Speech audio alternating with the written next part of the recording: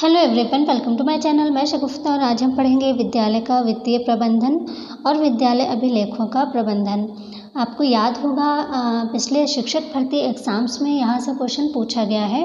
अभिलेखों का जो प्रबंधन होता है उसमें से क्वेश्चन पूछा गया है अभिलेख से रिलेटेड। ठीक है, तो क्योंकि जीवन कौशल और शिक्षण कौशल दोनों ही पार्ट बहुत ज़्यादा इम्पोर्टेंट हैं और दोनों ही 10-10 नंबर के हैं और बहुत ज़्यादा इजी टॉपिक हैं और आपके 10 नंबर कवर हो जाते हैं यहाँ से, अगर आपने थोड़ा सा भी ध्यान से इनको पढ़ लिया तो हमारा आज का जो टॉपिक है वो है इन्हीं से, क्योंकि पिछले शिक्षक भर्ती एग्ज़ाम्स में यहाँ से क्वेश्चन पूछा जा चुका है।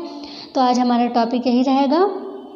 क्या हमारा आज टॉपिक रहेगा? विद्यालय का वित्तीय प्रबंधन और विद्यालय का अभिलेखों का प्रबंधन। मतलब जो विद्यालय में जो वित्त के लिए जो भी पैसा आता है वो किन किन मदों से आता है, किन किन अनुदान से आता है, या जो अभिलेख होते हैं तो कौन कौन से अभिलेख होते हैं, किस अभिलेख के अंतर्गत कौन कौन से अभिलेख आते हैं, ये सारी चीज़ें हम आज के वीडियो में पढ़ेंगे। क्योंकि यही एक क्वेश्चन पूछा गया था, किसी अभिलेख का नाम दिया था कि वो अभिलेख किस अभिलेखों में आते हैं, ऐसा कुछ क्वेश्चन पूछा गया था पिछले शिक्षक भर्ती एग्ज़ाम्स में। तो ओवरऑल वीडियो बहुत ज़्यादा इंपॉर्टेंट है, इजी बहुत है ये टॉपिक। थोड़ा सा भी ध्यान से अगर पढ़ लिया आपने तो इस टॉपिक में ऐसा कुछ भी नहीं है। आप में से बहुत सारे लोग जो हैं जो अभी वर्किंग में हैं, मतलब टीचिंग कर रहे हैं अभी, तो उनको तो ये पता ही होगा। जो नहीं भी हैं तो वो पढ़ लें, तो इतने बहुत ज़्यादा टफ नहीं है, सारी चीज़ें बहुत आसानी से समझ में आ जाएंगी। और टॉपिक ये बहुत ज़्यादा इम्पॉर्टेंट है, इसको बिल्कुल भी ईजिली नहीं लेना है आपको। सारी चीज़ें एक एक अभिलेख जो है और जो अनुदान है, उनके जो मद है, किस मद से कौन सा पैसा आता है, सारी चीज़ें ओवरऑल इम्पॉर्टेंट हैं। तो चैनल पर बस जो है बने रहें, और क्योंकि आपका सभी चीज़ें सिलेबस के अकॉर्डिंग ही आ रहे हैं, कोई भी वेस्ट मटेरियल यहाँ पे आपको नहीं मिलता है। तो और पहली बार वीडियो को देख रहे हैं, पहली बार चैनल पर आए हैं तो सब्सक्राइब ज़रूर कर दीजिए, साथ ही बेल आइकन को ज़रूर प्रेस कर दीजिए, तभी आपको नोटिफिकेशन मिलेगा। तो चलिए वीडियो स्टार्ट करते हैं। सबसे पहले हम पढ़ेंगे वित्तीय प्रबंधन और उसके बाद हम देखेंगे अभिलेखों का प्रबंधन। बहुत बड़ा टॉपिक नहीं है, बिल्कुल छोटा सा ही टॉपिक है। तो सबसे पहले हम देखते हैं वित्तीय प्रबंधन।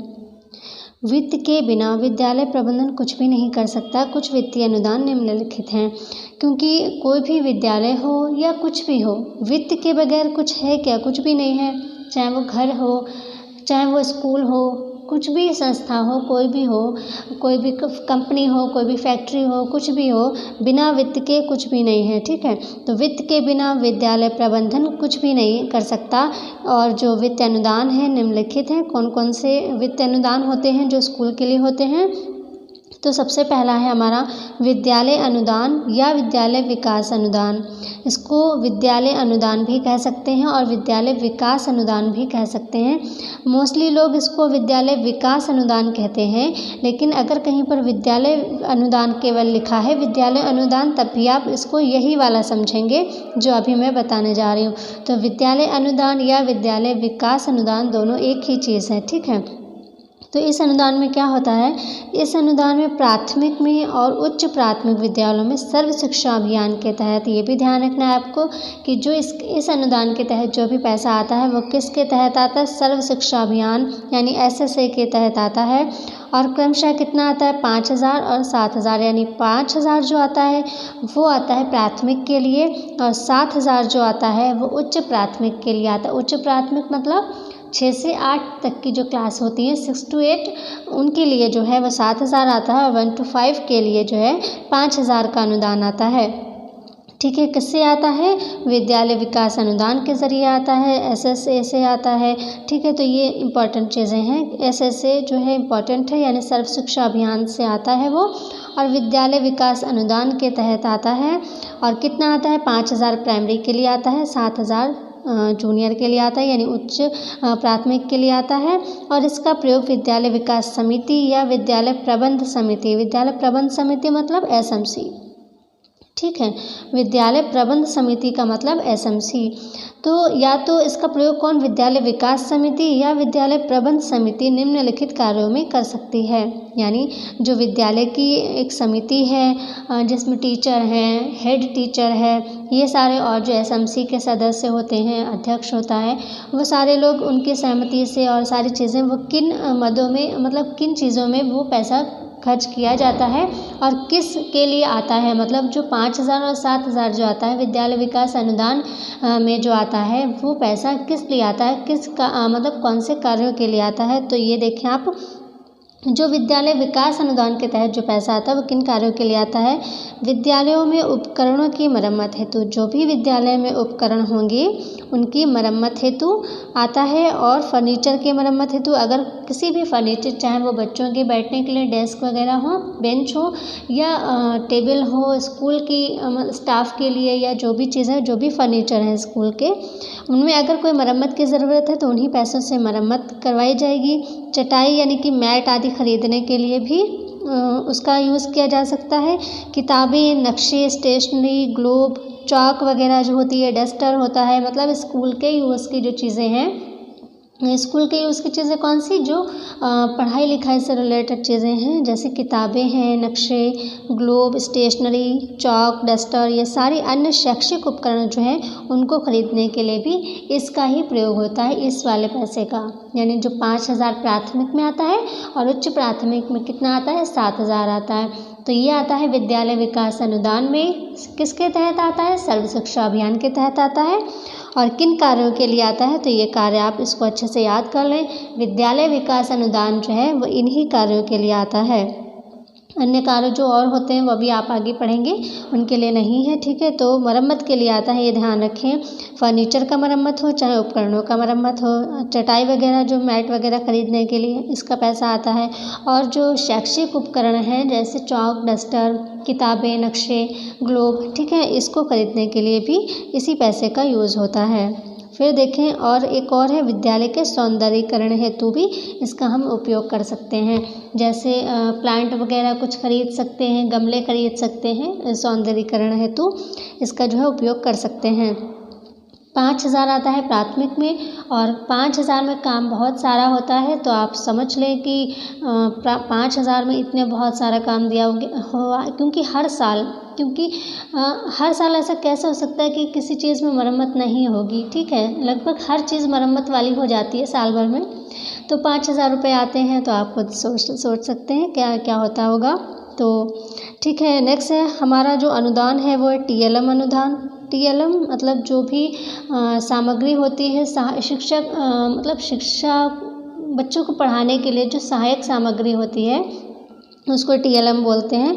तो TLM यानी टीचिंग लर्निंग मटेरियल होता है ये, और इसके तहत प्रत्येक शिक्षक को 500 रुपये प्रतिवर्ष दिए जाते हैं। और वो 500 रुपये जो है उससे टीचर जो है प्रत्येक शिक्षक को मिलते हैं 500 रुपये। वो अपनी कक्षा के लिए कुछ भी TLM खरीद सकता है, चाहे वो चार्ट खरीदे, चाहे वो मतलब कुछ भी खरीदे, कोई गतिविधि के लिए कोई सामान खरीदे तो वो TLM में यूज़ होगा उसका। तो उसके लिए 500 रुपये प्रतिवर्ष मिलते हैं। किसके तहत मिलते हैं, TLM अनुदान के तहत मिलते हैं प्रत्येक शिक्षक को 500 रुपये प्रतिवर्ष। नेक्स्ट है तीसरा, विद्यालय संपत्ति से अर्जित धन। विद्यालय संपत्ति से अर्जित धन यानी विद्यालय में अगर कोई संपत्ति ऐसी है जिसका जो वेस्ट में है, तो उससे हम धन अर्जित कर सकते हैं और उस धन को हम स्कूल में लगा सकते हैं, विद्यालय में लगा सकते हैं। जैसे अगर कोई खाली भूमि पड़ी है, कृषि योग्य भूमि है, विद्यालय में मौजूद कृषि योग्य भूमि से अर्जित धन, यानी कोई अगर स्कूल में एक्स्ट्रा ज़मीन पड़ी हुई है, कृषि योग्य है, तो आप किसी को दे सकते हैं, वो वहाँ पे जो है कुछ भी उगा सकता है और उसके बदले आप उससे पैसे ले सकते हैं, वो आप स्कूल में लगा सकते हैं, तो उससे भी धन अर्जित किया जा सकता है। तो विद्यालय संपत्ति से अर्जित धन। चौथा क्या है, विद्यालय रख रखाव या विद्यालय अनुरक्षण अनुदान। ठीक है, मतलब बात ये है कि विद्यालय में जो वित्तीय चीज़ें हैं, मतलब जो पैसा आता है, जो भी काम के लिए जो भी पैसा आता है विद्यालय में, वो कहाँ से लिया जा सकता है या कहाँ से आता है, मेन चीज़ ये है। 4 ही हैं, बहुत ज़्यादा नहीं है। ठीक है, 3 आपने देख लिए। एक तो वो जो अर्जित धन है संपत्ति से, वो हर जगह नहीं होता है। किसी स्कूल में बाय द वे अगर ऐसा है कि कोई ज़मीन है या कोई भी चीज़ें ऐसी हैं जो स्कूल के काम की नहीं है, तो उनको आप जो है रेंट पर देकर, ठीक है, उससे जो पैसा आए वो पैसा आप स्कूल में लगा सकते हैं। तो ऐसा कुछ ही स्कूलों के पास होता है, सबके पास ऐसा नहीं होता है। ठीक है, लेकिन जो TLM और विद्यालय विकास अनुदान वो सभी को होता है, सभी को मिलता है। और ये चौथा वाला ये भी सभी को मिलता है, विद्यालय रख रखाव या विद्यालय अनुरक्षण अनुदान। ठीक है। ये अनुदान मेंटेनेंस के लिए और रंगाई पुताई के लिए, बाउंड्री वॉल के लिए दिया जाता है। यानी कि ये अनुदान जो है विद्यालय रख रखाव अनुदान या विद्यालय अनुरक्षण अनुदान भी इसको कह सकते हैं। ये किस लिए दिया जाता है, ऐसा पूछा जा सकता है। तो ये अनुदान जो है स्कूल के मेंटेनेंस के लिए दिया जाता है। मेंटेनेंस कौन सा, जैसे अभी आपने पहले देखा विद्यालय विकास अनुदान में कि उपकरण की मरम्मत हेतु, फर्नीचर की मरम्मत हेतु, लेकिन यहाँ पर जो मरम्मत है वो स्कूल की मरम्मत है, मतलब बिल्डिंग की मरम्मत, ठीक है। तो विद्यालय रखरखाव या विद्यालय अनुरक्षण जो अनुदान है उसमें ये अनुदान जो है स्कूल की यानी कि जो बिल्डिंग है उसके मेंटेनेंस के लिए दिया जाता है, जो स्कूल में रंगाई पुताई होती है उसके लिए दिया जाता है और बाउंड्री के लिए दिया जाता है। अगर किसी स्कूल में बाउंड्री नहीं है या बाउंड्री को भी मरम्मत की ज़रूरत है, यहाँ पर मेंटेनेंस लिख ही दिया है तो सारी चीज़ों का मेंटेनेंस इसमें आ जाता है बिल्डिंग में, ठीक है। और प्लस क्या, रंगाई पुताई। समझ लीजिए मेंटेनेंस और रंगाई पुताई के लिए ये पैसा आता है, कितना आता है, 9,500 आता है। ये भी आप नोट कर लें कहीं पर, 9,500 रुपये इन चीज़ों के लिए आता है विद्यालय रख रखाव या विद्यालय अनुरक्षण अनुदान। और इसमें आता है मेंटेनेंस और रंगाई पुताई और इसके लिए आता है 9,500 रुपये प्राथमिक में, ठीक है। और अब जो है ऐसा आप कहेंगे कि अब तो बहुत ज़्यादा आता है, तो पहले ये तो हम सारी चीज़ें यही पढ़ेंगे क्योंकि हमारे NCERT के जो हमारा सिलेबस है उसमें यही दिया हुआ है। अब जो चल रहा है वो कायाकल्प के नाम से चल रहा है, ठीक है। कायाकल्प के नाम से चल रहा है, उसमें बच्चों के हिसाब से आ रहा है, छात्र संख्या के हिसाब से आ रहा है, जहाँ पर जितनी छात्र संख्या है उस हिसाब से आ रहा है वो पैसा, और वो भी स्कूल के सौंदर्यीकरण में लगाया जाता है यानी कायाकल्प में लगाया जाता है, ठीक है। तो यहाँ पर हम सिर्फ इतना पढ़ेंगे, विद्यालय रख रखाव और विद्यालय अनुरक्षण अनुदान जो है वो मेंटेनेंस और रंगाई पुताई के लिए आता है, बस इतना ध्यान रखें। अब जो हम पढ़ेंगे वो सबसे ज़्यादा इम्पॉर्टेंट है, जहाँ से सबसे ज़्यादा क्वेश्चन पूछे जाते हैं। अभिलेखों से क्वेश्चन ज़्यादा पूछे जाते हैं, वित्त से रिलेटेड क्वेश्चन नहीं पूछे जाते हैं, लेकिन पूछ भी सकते हैं क्योंकि हमने ये जो शैक्षिक प्रबंधन एवं प्रशासन क्योंकि हमारे सिलेबस में दिया हुआ है तो हम इसको पढ़ रहे हैं, तो वित्त को भी पढ़ना ज़रूरी है। लेकिन क्वेश्चन जो है मोस्टली अभिलेखों से पूछे जाते हैं। तो आप देखते हैं अभिलेखम, विद्यालय के पास कई प्रकार की जानकारी का संग्रह होता है, उपस्थिति, उपकरण, छात्रों की रिकॉर्ड आदि ये सूचनाएं अत्यंत महत्वपूर्ण होती हैं। यानी हर स्कूल के पास एक डाटा रहता है हर चीज़ का, उसके पास बहुत सारी जानकारियों का संग्रह होता है। तो वो जानकारियाँ कौन कौन से हैं, कितने भागों में उनको बांट सकते हैं उन अभिलेखों को, ठीक है। तो यहाँ से देखें, हम जितने भी टोटल अभिलेख हैं विद्यालय के उनको 5 भागों में बांट सकते हैं। आप ऐसा ना सोचें कि ये 5 ही अभिलेख होते हैं, ये 5 ही रजिस्टर होते हैं, ऐसा बिल्कुल नहीं है। रजिस्टर बहुत सारे होते हैं लेकिन इनको 5 भागों में हम डिवाइड कर सकते हैं। कौन कौन से हैं, सामान्य अभिलेख, दूसरा शिक्षकों से जुड़े अभिलेख, तीसरा छात्रों से जुड़े अभिलेख और उपकरण अभिलेख, फिर 5वां है वित्तीय अभिलेख। अब एक एक करके देखिए कि सामान्य अभिलेख में क्या आता होगा। सामान्य अभिलेख जो होते हैं उसमें पेरेंट्स टीचर जो मीटिंग होती है वो अभिलेख आते हैं। जो पेरेंट्स मीटिंग या टीचर मीटिंग या पेरेंट्स टीचर मीटिंग जो होती है उनके अभिलेख आते हैं सामान्य अभिलेख में। फिर है शिक्षकों से जुड़े अभिलेख, बहुत ही सिंपल है। शिक्षकों से जुड़े जो अभिलेख होंगे उनमें शिक्षकों की उपस्थिति, उनकी सैलरी का ब्यौरा, उनके अवकाश का ब्यौरा, ये सारी चीज़ें रहती हैं शिक्षकों से जुड़े अभिलेख में। फिर है छात्रों से जुड़े अभिलेख, जिसमें छात्रों से जुड़े अभिलेख जो हैं इसमें छात्रों की जो उपस्थिति होती है यानी अटेंडेंस रजिस्टर होता है, छात्रवृत्ति होती है यानी जो उनको स्कॉलरशिप वगैरह मिलती हैं उनका रजिस्टर होते हैं, TC बुक होती है यानी जो ट्रांसफ़र सर्टिफिकेट जो दिए जाते हैं बच्चों को पास होने के बाद, तो TC बुक होती है, अंक पत्र बुक होते हैं, बहुत सारी चीज़ें जो छात्रों से जुड़े रजिस्टर होते हैं सारों का किस भाग में आएंगे, छात्रों से जुड़े अभिलेख में आएंगे। फिर है उपकरण अभिलेख, उपकरण जो भी स्कूल में उपकरण है, फर्नीचर या पंखे, बल्ब, ट्यूबलाइट्स, ये सारी चीज़ें जो भी स्कूल में उपकरण हैं, फर्नीचर या TLM का सामान होता है, वो सारी चीज़ें जो हैं उनका जो डाटा है, उनका जो ब्यौरा है वो एक रजिस्टर में नोट किया जाता है और वो आएगा सब कुछ उपकरण वाले अभिलेख में। फिर वित्तीय अभिलेख, वित्तीय अभिलेख में जितना भी है मैंने अभी ऊपर आपको पढ़ाए ही है अनुदान, तो उनके जो पैसा आता है वो दर्ज किया जाता है, उन पैसों से क्या ख़रीदा गया वो सारी चीज़ें उसमें दर्ज होती हैं। शेष पैसा कुछ बचा है अगर, तो वो भी चीज़ें उसमें सारी मेंशन की जाती हैं। तो वो रजिस्टर जो होते हैं वो वित्तीय अभिलेख के अंतर्गत आते हैं। तो रजिस्टर तो बहुत सारे होते हैं, लेकिन उनको 5 भागों में डिवाइड कर दिया गया है।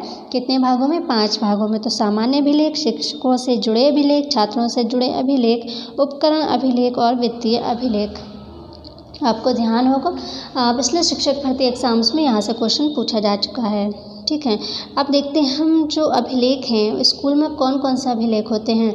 आज के वीडियो में जितने आप अभिलेख पढ़ेंगे, बहुत सारे अभिलेख पढ़ेंगे आप, लगभग 20 अभिलेख पढ़ेंगे, यानी कि 20 रजिस्टर आप पढ़ेंगे आज के वीडियो में। लेकिन ऐसा नहीं है कि 20 ही होते हैं रजिस्टर, लेकिन हमारा जो सिलेबस है एनसीईआरटी बुक्स जो हैं उनमें लगभग यही रजिस्टर बताए गए हैं और यही होते भी हैं। लेकिन ऐसा नहीं है कि स्कूल में सिर्फ इतने ही रजिस्टर हैं। आप सोचेंगे कि सेफ अलमारी भर कर तो रजिस्टर होते हैं और मैम ने तो 20 ही बताए हैं। वो रजिस्टर मेन जो होते हैं प्रमुख रजिस्टर वो 20 ही होते हैं। बाकी जो सेफ में जो पूरी फुल भरी होती है रजिस्टर से, वो और भी बहुत सारे रजिस्टर होते हैं जो अपनी सुविधा के लिए स्कूल की हेड और बाकी टीचर लोग अपनी सुविधा के लिए अलग अलग रजिस्टर अपने हिसाब से अपने अकॉर्डिंग बनाते हैं। ये बहुत सारी चीज़ें हैं जो नई नई आती रहती हैं, नई नई योजनाएं, नई नई चीज़ें आती रहती हैं, तो उनके रजिस्टर भी बनते रहते हैं, लेकिन वो इन रजिस्टरों में नहीं काउंट होते हैं। ठीक है, तो सबसे पहले हम तो देखते हैं प्रमुख अभिलेख। जो प्रमुख अभिलेख माने जाते हैं स्कूल के, उनको देखते हैं, जिनमें सबसे पहले आता है शिक्षक उपस्थिति रजिस्टर। यानी कि टीचर जब स्कूल जाता है तो जाते ही वो सबसे पहले अपनी अटेंडेंस एक रजिस्टर में लगाता है, तो वो रजिस्टर जो है शिक्षक उपस्थिति रजिस्टर। दूसरा है छात्र उपस्थिति रजिस्टर, यानी कि बच्चों की जो अटेंडेंस लगती है जिस रजिस्टर पे, वो प्रमुख माना जाता है। फिर अध्यापक के जो अवकाश की पुस्तिका है, यानी कौन सा अध्यापक ने कौन सा कब अवकाश लिया है, उसका जो है एक ब्यौरा होता है, तो अध्यापक अवकाश पुस्तिका। नेक्स्ट है विद्यालय प्रबंध समिति आय व्यय पुस्तिका, यानी एसएमसी पुस्तिका। ठीक है, एसएमसी जो रजिस्टर होता है वही। तो विद्यालय प्रबंध समिति आय व्यय पुस्तिका या एसएमसी रजिस्टर भी इसको आप बोल सकते हैं, लेकिन उसको हिंदी में लिखा होगा विद्यालय प्रबंध समिति पुस्तिका।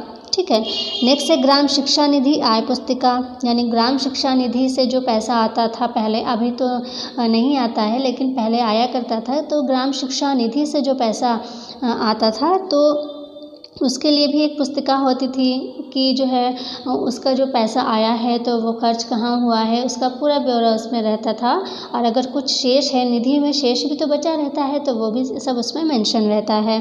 तो ये भी इसका प्रमुख जो है रजिस्टर होता है। फिर है ग्राम शिक्षा समिति बैठक पुस्तिका। ग्राम शिक्षा समिति की बैठकें होती हैं, उनका जो उसमें दर्ज किया जाता है वो पुस्तिका। नेक्स्ट है शिक्षक अभिभावक संघ, यानी पीटीए पुस्तिका, ये भी इम्पॉर्टेंट है।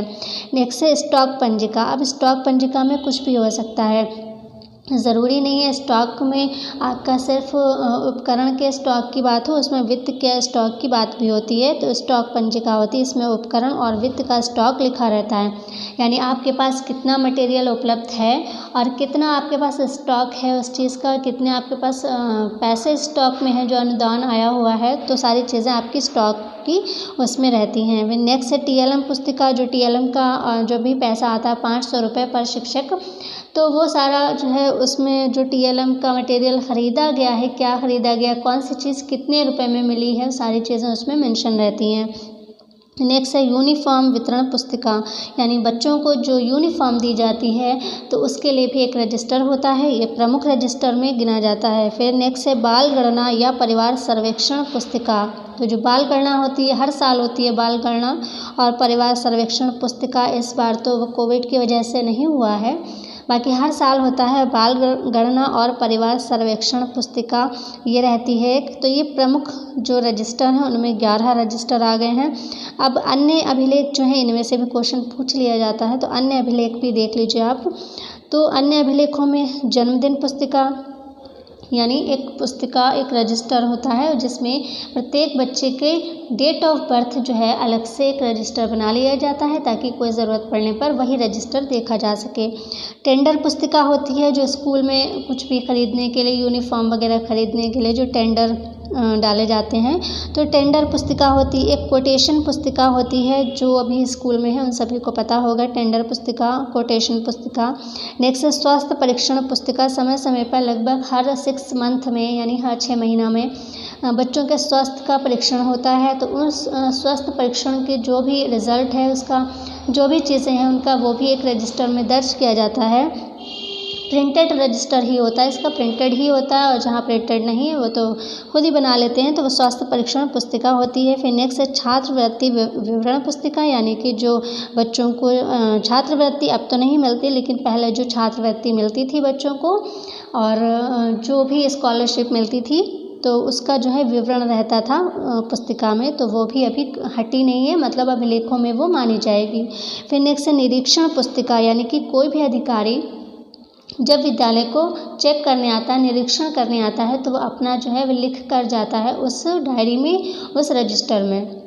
यानी कि उस वो एक चीज़ रहती है कि हाँ कितनी बार हमारा स्कूल जो है या विद्यालय चेक हुआ है, क्या निरीक्षणकर्ता को क्या मिला है हमारे स्कूल में, वो सारा कुछ अपना लिख कर जाता है। फिर है नेक्स्ट MDM रजिस्टर, यानी मध्याह्न भोजन जो खाना बनता है बच्चों का, दोपहर में बच्चों को दिया जाता है, तो मध्याह्न भोजन जो रजिस्टर होता है MDM, mid day meal register, यानी उसमें जो है सारा कुछ दिया रहता है, कितने बच्चे उपस्थित थे, कितने बच्चों ने खाना खाया, कितने बच्चों के हिसाब से कितना खर्च हुआ, कितना गेहूँ, कितना चावल टोटल, ठीक है, वो सारी चीज़ें होती है MDM रजिस्टर में। नेक्स्ट है शिक्षक डायरी।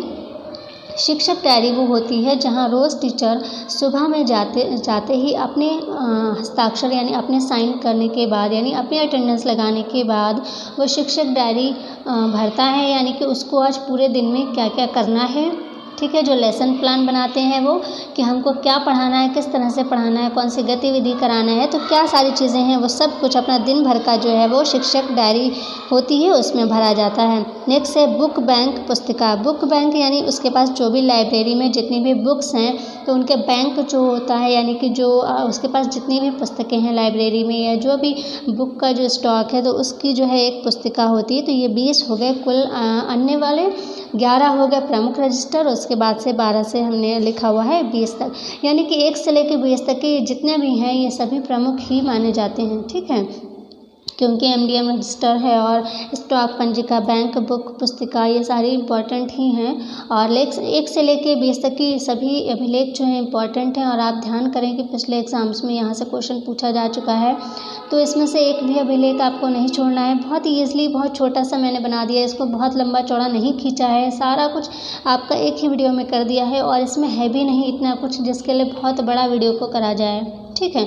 तो आपका एक ही वीडियो में आपका वित्तीय सारे अनुदान, सारे अभिलेख सब कुछ तैयार हो जाता है, क्योंकि यहाँ से बाहर कोई क्वेश्चन नहीं पूछा जाता, ना ही वित्त से, ना ही वित्तीय प्रबंधन से और ना ही जो अभिलेखों का प्रबंधन है उनसे और कोई क्वेश्चन नहीं पूछा जाता है। जो भी पूछा जाएगा बस यहीं से पूछा जाएगा, क्योंकि मुझे एक्सपीरियंस है कि इनसे क्या क्वेश्चन पूछे जा सकते हैं, ठीक है। इनसे बाहर आपसे कुछ नहीं पूछा जाना, आप सिर्फ एक वीडियो देख लें, आप यही सब चीज़ें तैयार कर लें, इससे बाहर आपसे कुछ भी नहीं पूछा जाएगा। तो आज की वीडियो में इतना ही। नेक्स्ट वीडियो में हम पढ़ेंगे जो और भी शैक्षिक प्रबंधन के अंतर्गत जो विद्यालय के और चीज़ों के प्रबंधन आते हैं हम वो सारी चीज़ें पढ़ेंगे। उसके बाद जल्दी हम NCERT और SCERT इन सारी चीज़ों को पढ़ेंगे, क्योंकि बहुत ज़्यादा इम्पॉर्टेंट टॉपिक हैं। तो आज के वीडियो में इतना ही, मिलते हैं नेक्स्ट वीडियो में, तब तक के लिए take care and bye bye.